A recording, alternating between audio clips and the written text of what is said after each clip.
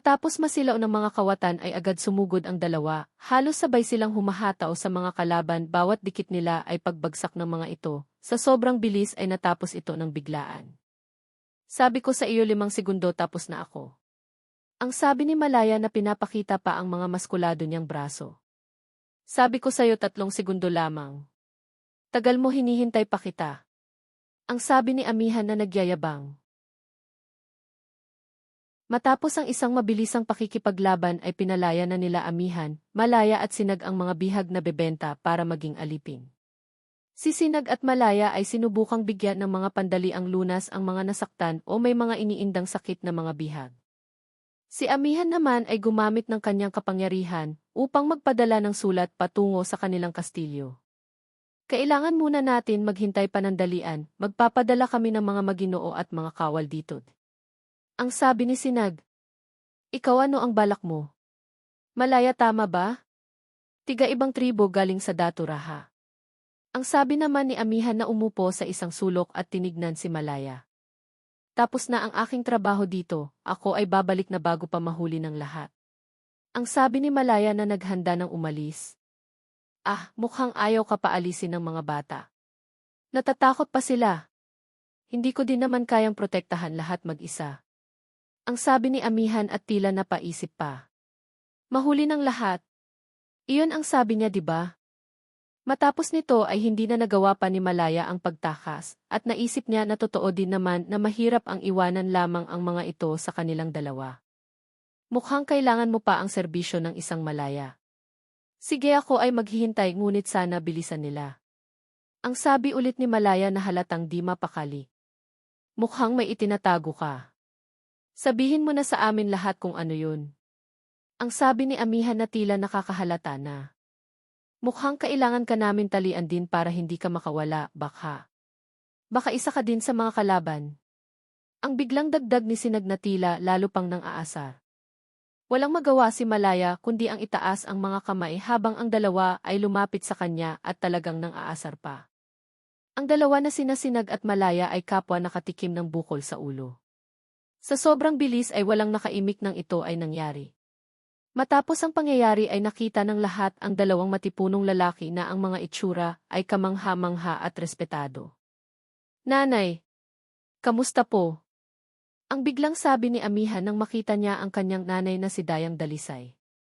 Huwag mo muna ako idaan sa itsura mo, halika dito.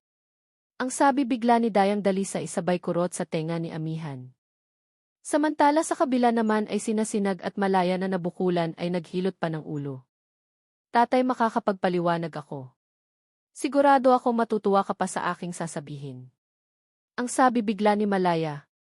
Nasa kanya ngayong harapan ang Daturaha na kanyang tatay, kasama pa si Cassandra, isang diwata na ninirahan sa Salamangka. Tignan mo, sabi ko sa'yo Amihan, pagagalitan na naman ako eh. Ang sabi ni Sinag kay Amihan na nakita niyang kinukurot ang tenga. Aray ko. Nanay naman, sakit kaya. Ang mangyak-ngiyak na sabi ni Amihan. Mas gusto ko na yung sa akin. Sa wakas si Amihan ngayon ang bida sa takilya ng pagagalitan. Ang sabi ni Sinag na tuwang-tuwa. Napaatras ito nang biglang humarap sa kanya ang kanyang nanay na si Dayang Dalisay. Binuka ko pa talaga ang bibig ko. Balik na naman ito sa akin. Ang sabi ni Sinag at hindi nga ito nagkamali. Matapos ang mga tagpong iyon ay nag-usap-usap muna ang mga pinuno na sina Daturaha at Datu Makisig. Nagpasya muna ang lahat na dalin ang mga ito sa bayan ng tribo ni Datu Makisig at doon ay kanila muna pakakainin ang mga bihag at isa-isang aalamin kung papaano tutulungan. Samantala naman ang mga kawatan na pinatumba nila Amihan, Sinag at Malaya ay dinala din upang ikulong at maghintay ng kanilang sintensya. Isang malaking dangal ang makita kang muli, Daturaha. Ang sabi ni Datu Makisig.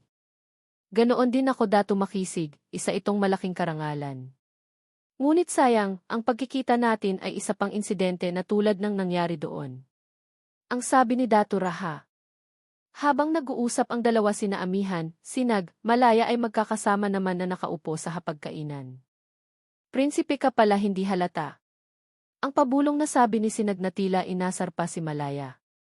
Kayo nga na dalawa hindi rin naman nagsabi, parehas pa pala kayo na prinsesa. Ang pabulong na sabi naman ni Malaya sa dalawa. Well, you know. Alam mo na, sabi nga sa napanood ko, it can defeat the purpose ng pagtatago. Ang pabulong na sabi ni Sinag.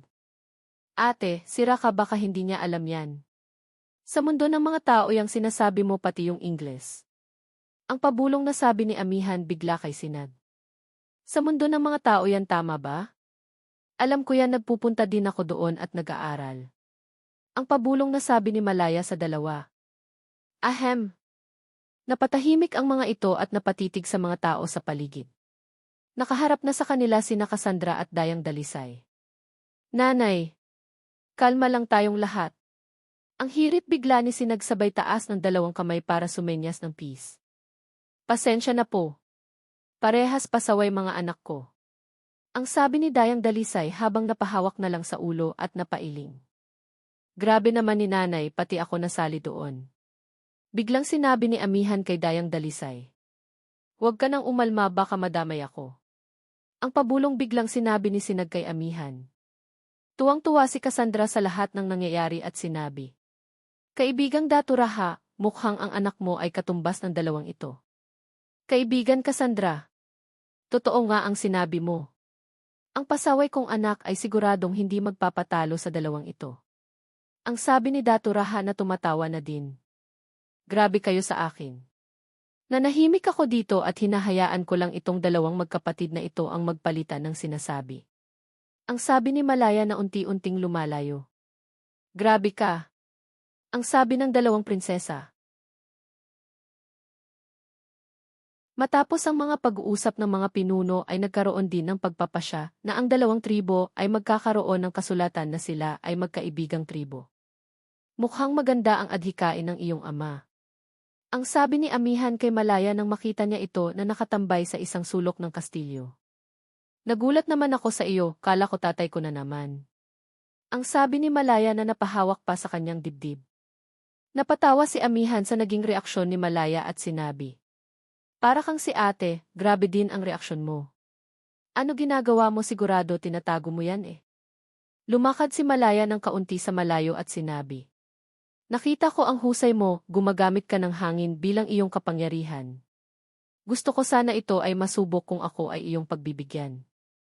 Grabe ang ganda niya. Ang nasa isip ni Malaya habang nakatitig kay Amihan. Ang kanyang mga ngiti nakakahumaling. Ang kanyang mga matutuwid na buhok at kutis gatas.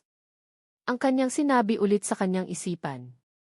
Sa paningin ni Malaya ay isang diyosa ang kanyang nakikita. Dahan-dahan itong lumalapit sa kanya at hindi niya mapigil ang kanyang mga bibig na tila napapangiti. Habang si Malaya ay tulala, hindi nito na malaya na si Amihan ay nagpalabas na ng kanyang kapangyarihan at siya ay tinanggay ng malakas na hangin patungo sa mga puno at halaman. Hala! Tinanggap mo lang iyong atake ko na iyon, grabe ka. Ayos ka lang. Aray ko. Masakit yun ah. Ang sabi ni Malaya habang unti-unting lumalabas sa mga halaman na puno ng dahon at sanga. Hindi na napigil ni Amihan ang kanyang tawa sa kanyang nakita at humingi na lang ng patawad sa sinapit ng binata. Matutuloy kaya ang kanilang pagtutunggali ang lakas? Abangan next week.